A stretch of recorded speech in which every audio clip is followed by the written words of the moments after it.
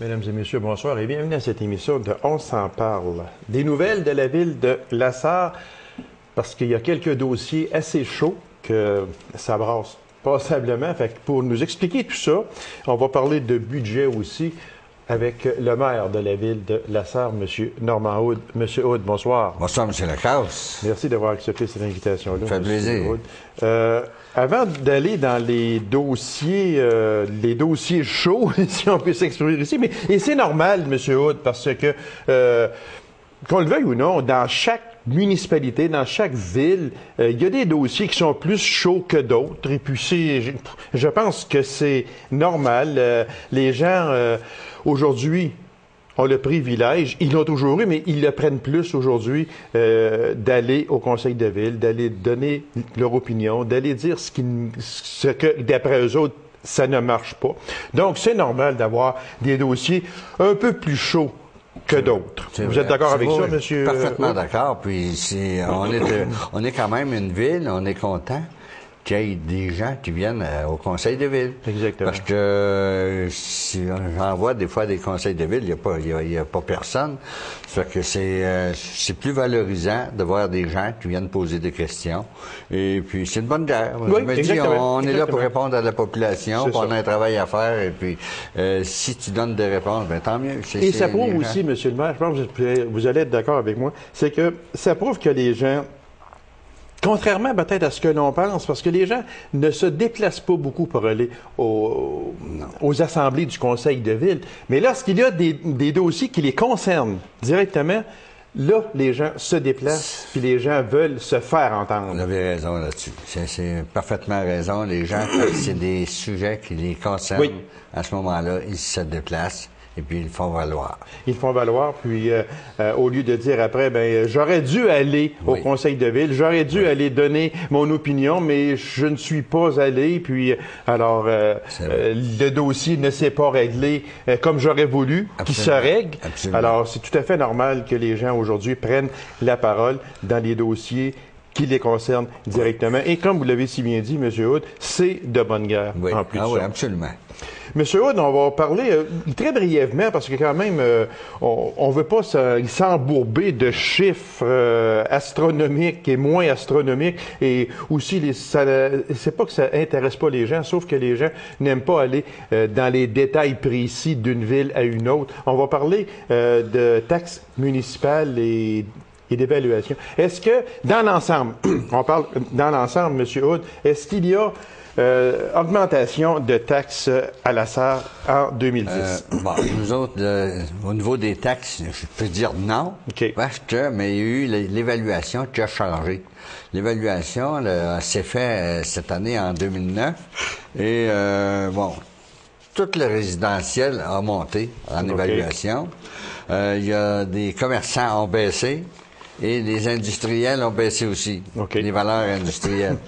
Fait que, puis, qu'est-ce qui ça nous a obligés à baisser notre taxe foncière, qui était à 2 $, et la taxe foncière, on l'a ramenée à 1,65 $. OK.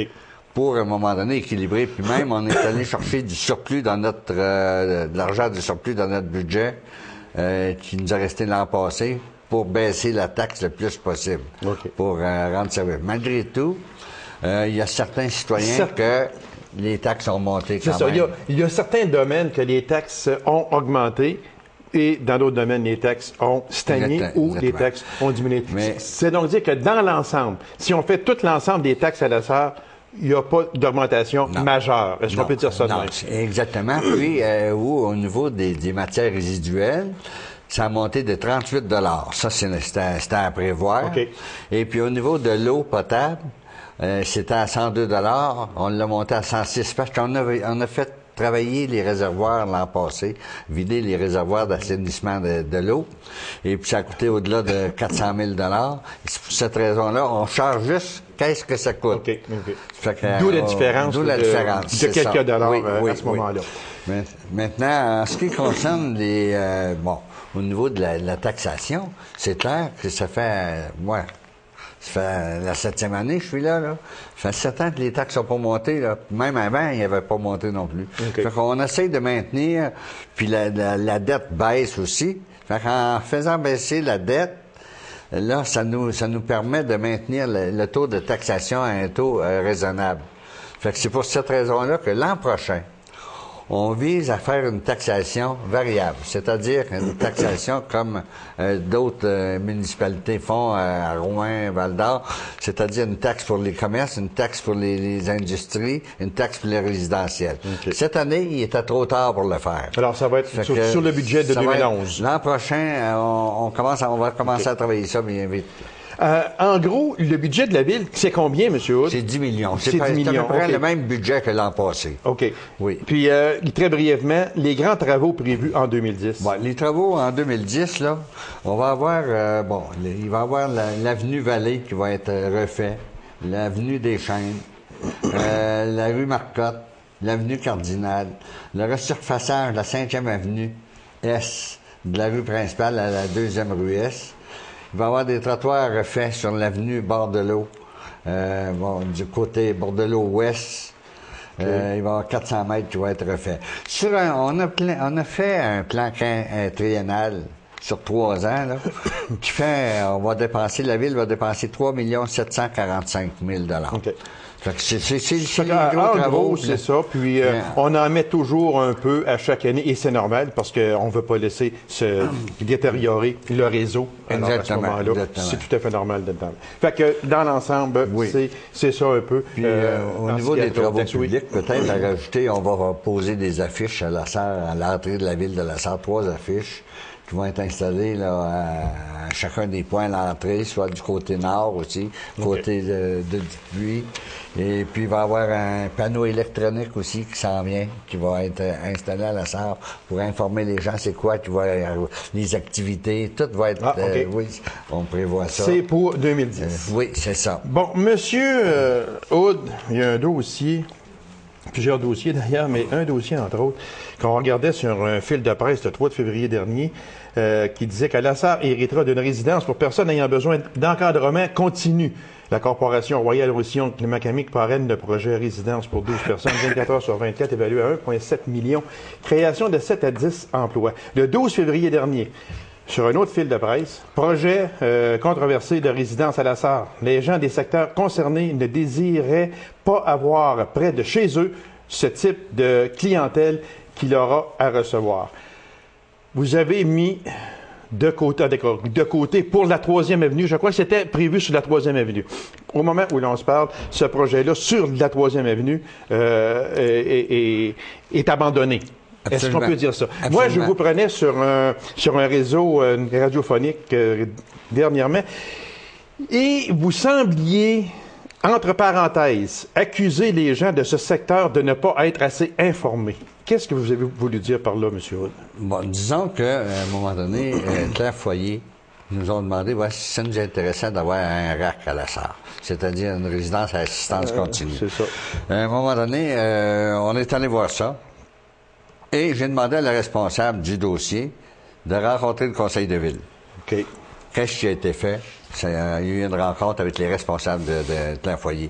Suite à ça, là, avec les demandes qu'ils nous ont faites, eux autres, la contribution de la ville, quand ça prenait un terrain, puis ça prenait... Vous étiez prêt à leur donner un terrain? Okay. Le conseil a décidé de dire, OK, on va de l'avant. C'est bon. Okay. Faites analyser le terrain qu'on aurait à votre disposition et vous vous en chargez, vous chargez des frais et puis on vous donne le terrain. Ils ont fait analyser le terrain, mais quand il est arrivé, les autres, ça pressait. Parce qu'ils voulaient garder l'entente avec le gouvernement, c'était accepté. Mais ils ne voulaient pas perdre cette entente-là du gouvernement, l'allocation du budget pour ça. Oui, OK. Fait que nous autres, ça pressait, mais c'est évident que les gens, ils ont appris ça par l'entremise de notre conseil de ville et on aurait peut-être dû les informer avant, prendre le secteur et les informer. Ils ont manqué d'informations. Suite à ça, les gens, il y en a qui sont venus me voir. J'ai demandé une rencontre. Mais, moi, j'étais prêt à une rencontre. Je l'ai convoqué tout de suite, la rencontre. J'ai le conseil de ville, j'ai informé le conseil de ville, puis j'ai dit, on va faire une rencontre. Mais, qu'est-ce qui m'a déçu là-dedans, Je sais que j'ai organisé une rencontre, mais entre-temps, les autres, ils ont fait faire une pétition. Puis ça, la pétition, j'aurais aimé mieux que je la fasse faire après, moi. D'avoir l'information avant et fait faire la pétition. Ils ont fait faire la pétition avant d'avoir la rencontre d'information. Ça veut dire que l'information n'était pas tout à fait à point non. pour les gens. C'est ça. OK. Exactement. Okay. Fait que là, il y a eu toutes sortes d'informations véhiculées aux gens pour faire signer la pétition. Tu arrives à faire une réunion. La réunion, ben les gens, c'était tout négatif, à peu près à 100 Fait que là, à un moment donné, Tafoyer, ils ont dit non, on force pas personne pour faire une bâtisse pour aller l'implanter dans un secteur. Oubliez ça. Il n'aura pas là, dans ce secteur-là. Fait que c'est fini. Il n'aura pas, jamais là. Mais quand vous dites il n'aura pas jamais là, c'est donc dire que le dossier est encore vivant au moment où l'on se parle, mais ça veut dire qu'il peut être à un autre endroit à la salle. Absolument. Alors, le problème va revenir encore. Oui, monsieur, mais la procédure va être différente à ce moment-là.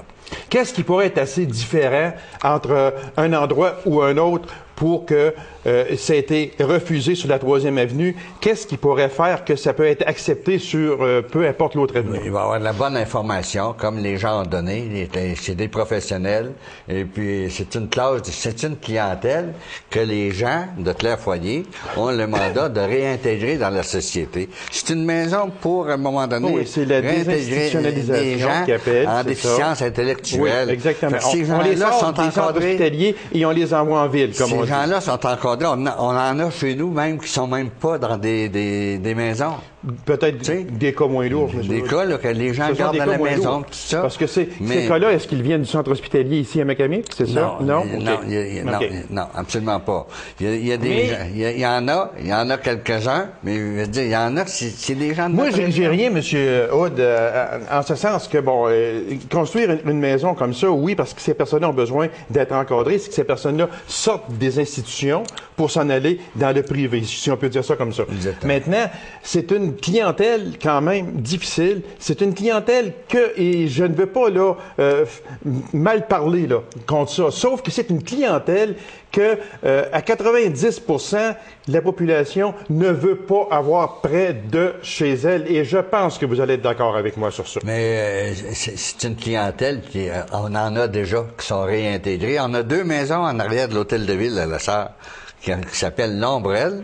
C'est toutes des gens réintégrés, ça. C'est des gens qui vivent dans des loyers, puis des gens qui s'organisent très, très bien. Oui, mais il y a des cas peut-être plus lourds ou moins lourds que d'autres. C'est la même clientèle, exactement. Vous, M. Hood, est-ce que vous accepteriez d'avoir une telle maison en face de chez vous? Absolument. Oui. J'ai pas peur de ça. Écoutez, moi, j'ai travaillé avec des gens là, qui sont rendus... Ben là, il y a des gens qui sont rendus à 30, 35 ans, puis qui me rencontrent, là, puis m'appellent encore Normand. Bon, puis ça, c'est des gens qui sont attachants quand même. Mais c'est des gens qui ont une déficience, puis ont besoin d'être encadrés. C'est des gens, après, qui sont encadrés 24 heures sur 24, sont évalués, puis un coup qu'ils sont évalués, puis sont aptes à aller vivre dans un logement. Là, à ce moment-là, il est plate. Mais ça, ils continuent à être encadrés aussi, ces gens-là. Parce que il y a des gens qui vont aller visiter continuellement, voir comment ils s'organisent. Mais non, absolument pas. C'est des gens... Parce que c'était une des principales raisons des gens qui ont voulu, qui ont refusé d'avoir ça chez elles. On ne veut pas avoir ça près de chez nous parce que c'est une clientèle lourde. On ne veut pas avoir ça près de chez nous parce que nos maisons vont baisser de valeur. Non, c'était un peu ça. C'est inadmissible, ça. C'est impossible. Là, il y a une chose qu'il faut comprendre, là. Faut pas confondre la clientèle qui est venue au Sanazarium ici, là, déjà, là, qui venait de Saint-Hyacinthe puis de Joliette, là.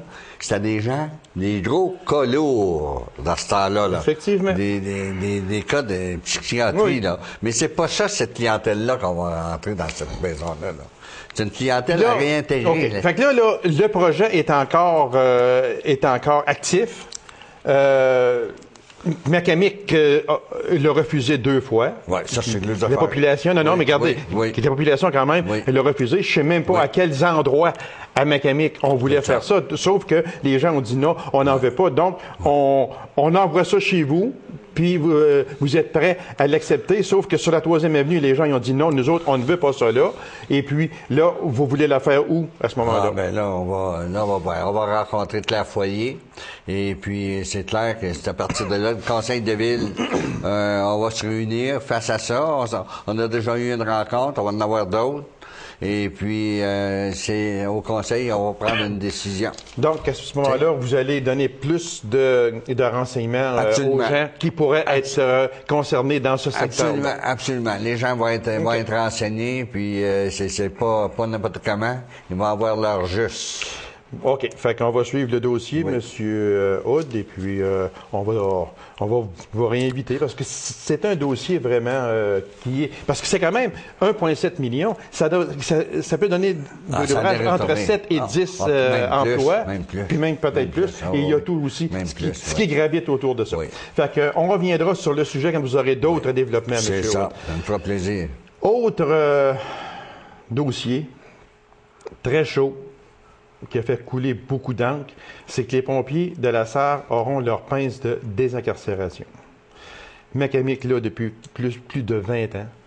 Apparemment, Macamic fait un excellent travail. C'est même aussi le directeur de la brigade de la Sarre qui a dit qu'il n'y avait rien contre Macamic, qui faisait un excellent travail. Pourquoi la Sarre, appuyée par le conseil de ville, parce que même la ville va injecter près de 70 000 $ là-dedans, pourquoi vouloir avoir la même chose que Macamic? Bon, écoutez, la ville de la Sarre, on est équipé pour la protection des incendies. On est équipé à 100%, là. Mm-hmm. Et, à un moment donné, on va être autonome. On va être autonome. Fait que ça fait 3-4 ans qu'on parle de ça, de la pince de désincarcération, de s'équiper à un moment donné. Et cette année, là, on a décidé d'embarquer là-dedans. Et c'est pas pour... faire mal à Macamic, c'est ça. Non, mais ça fait mal pareil. Ben oui, on ne touche pas, c'est pour la Sarre. Là, vous êtes après me dire que ces pinces de désincarcération-là, ça va servir uniquement secteur la Sarre. Nous autres, là, c'est la Sarre, là. C'est pas compliqué, là. Bon, OK. Bon. Fait que s'il y a un accident à Nord-Métal, c'est Macamic qui va y aller. Ben, ils colleront. Mais nous autres, on s'installe, on est indépendants. Non, mais monsieur... Puis les pinces de désincarcération, ça relève de la MRC. OK, là? Oui, bon. Je vous suis. Mais là, il n'y aura pas personne qui va empêcher la ville de la Sarre de s'équiper.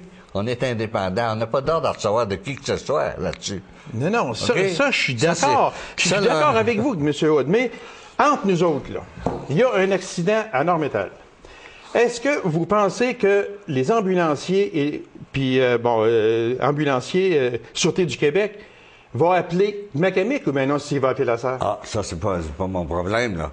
Moi, je suis équipé à la Non, mais Sarre. vous créez des problèmes avec ça. Non, mais il y a une chose, il y a une chose qui me tracasse un petit peu dans ce sujet-là. Là. Non, mais ça tracasse beaucoup de personnes. Non, mais on va vous dire pourquoi. Les gens ont de l'air à mettre plus d'importance à l'argent qu'à la vie humaine.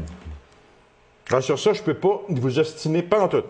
Moi, je pense que les gens là, mettent plus l'emphase sur l'argent que la vie humaine. Moi, sauver une vie humaine, c'est bien plus important que l'argent. Ah, sûrement, ça c'est sûr. Et puis, je ne vous estime même pas. Si les pinces de désincarcération servent une fois dans 1 an, 2 ans, 3 ans, puis ont sauvé une vie, ben, je vais être très, très satisfait. Puis je regarderai pas la dépense, mais là-dessus, là, ça me chatouille un peu, là. Quand les gens parlent, là, ça va nuire à Macamic, puis ça va les enlever ici, puis ça va les enlever... Ah, écoutez, là. Mais, M. Hood... Il y a une limite, là. M. Hood, vous connaissez le dossier. Il y a une chose pareille. Est-ce que, si la Sarre est équipée comme ça, est-ce que ça peut faire en sorte que Macamic laisse aller ses pinces de désincarcération? Ben pourquoi qu'il laisserait aller? Je vous pose la question. Pourquoi qu'il laisserait aller? Moi, j'ai ici de bonnes sources que c'est une chose qui pourrait arriver. Oui, mais nous autres, on s'est équipés, la Sarre, on est indépendants. C'est pour la Sarre. Un point, c'est tout. Mais là, si vous tombez de seul à ce moment-là, ça ne sera plus rien que la Sarre. Ça va être l'Abitibi-Ouest. Ah, ben là, c'est un autre c'est la responsabilité. Un accident à Tachereau, ça sera pas plus... La responsabilité, c'est pas la ville de la Sarre qui l'a, c'est la MRC. Qu'est-ce que vous voulez dire? Les pinces de désincarcération, là, c'est à la responsabilité de la MRC. Moi, savez-vous, M. Aude, là, ce qui me tracasse, puis là, c'est pas parce que je viens de Macamic que je dis ça, mais c'est parce qu'il y a beaucoup de personnes qui m'en ont parlé. Puis on dit, quand tu vas recevoir M. Aude, on aimerait que tu n'en parles avec M. Aude. Bien, j'ai dit, il n'y a pas de problème. Sauf que moi, là, je me fais comme le porte-parole d'une population, mais aussi, j'ai une émission, alors je me dois d'être neutre et je pense que je le suis. Mais il y a une chose là-dedans. Pourquoi que ce soit Lassar, que ce soit Palmarol ou peu importe, pourquoi, avec les pinces que vous voulez avoir à Lassar, qui est le même équipement qu'à Macamic, vous n'avez pas choisi d'investir dans un secteur d'intervention non couvert en Abitibi-Ouest pour que, exemple, sauvetage nautique, peu importe, Macamic aurait les pinces, Lassar pourrait avoir un autre secteur, Palmarol, Sainte-Germaine pourrait... Et avec chaque secteur, demain, on pourrait couvrir tout l'ensemble et bien couvrir. Mais là, il y a beaucoup de secteurs qui ne sont pas couverts par aucune brigade. Et on s'en va pour aller chercher deux pinces, deux équipements qui sont à 20 km un de l'autre. Pourquoi ne pas avoir peut-être insisté sur... Non, nous autres, sauvetage nautique, ça relève non, je sais rien qu'un exemple que je donne, nous autres, M. ça relève Aude. des policiers. Mais non, ça, c'était prévu, ça fait longtemps, ça. Moi, depuis que je suis maire, ça fait au moins 4-5 ans qu'on nous parle de ça. Puis là, ça a donné cette année que c'était le temps, à un moment donné. Mais je veux dire, on s'organise la SAR. Moi, ça me fait tellement drôle. Ça me chicote à l'oreille quand vous dites « j'organise la SAR ». C'est votre droit, M. Aude. C'est sûr que c'est votre droit. Le Conseil a accepté ça. Mais c'est que moi, je me vois bien mal. Je vois mal... Puis je reviens sur mon exemple. Je vois très mal qu'un accident à Nord-Métal, que Macamic passe par-dessus la SAR, puis on s'en va couvrir l'accident quand la SAR est beaucoup plus proche. Ah ben là, ce sera pas notre problème. C'est pas, c'est toujours que c'est pas votre problème. C'est pas nous autres qui va le demander, là. C'est pas nous autres qui créent la demande, là. Tu sais, à ce moment-là. Ça aussi, on va donner, on va suivre ce dossier-là de très, très, très près, parce que j'ai un peu de misère avec ça, parce que je vais vous avouer très honnêtement. Mais je peux vous dire une chose, c'est qu'on va couvrir notre territoire. Ça, est-ce que parce que le territoire est mal couvert aujourd'hui? Non, on va être équipé. Vous semblez vouloir dire, là, notre territoire, on va le couvrir avec ça, puis quand Macamic le couvre... Non, sans déranger qui que ce soit. On va couvrir notre territoire. Ça, moi, clair. Une chose que je peux vous dire, M. Wood, parce que j'en ai jasé avec des personnes très bien placées, qui m'ont dit que suite à ça, il se pourrait que Macamic laisse tomber leurs pinces et puis que la SAR couvre tout le secteur d'Abitibi-Ouest. Ça sera leur décision. On pèle ça dans le cours du voisin. Monsieur Hood, juste pour terminer sur ça, il y a quelque chose ici là, dans les fils de presse sur ça qui a dit que, moi, ça m'a fait un petit peu sursauter, parce que quand vous avez dit que je considère cette réaction de Macamic, parce que Macamic désapprouve ici la décision de la SAR, etc., que c'était un peu de l'enfantillage. C'est pas de l'enfantillage. Quand une municipalité veut défendre son propre dossier, et prend mal une intervention d'une autre brigade versus la même chose qu'il pourrait faire, parce que déjà, Macamic le fait, mais vous dites que c'est de l'enfantillage, que si Macamic dit, mais là, vous ne devriez pas faire ça, ou peu importe quoi. Ben moi, c'est vrai, j'ai dit ça. Parce que je ne dirais pas. C'est parce que je trouve que c'est un dossier que la ville de La Sarre, elle doit faire qu'est-ce qu'elle veut.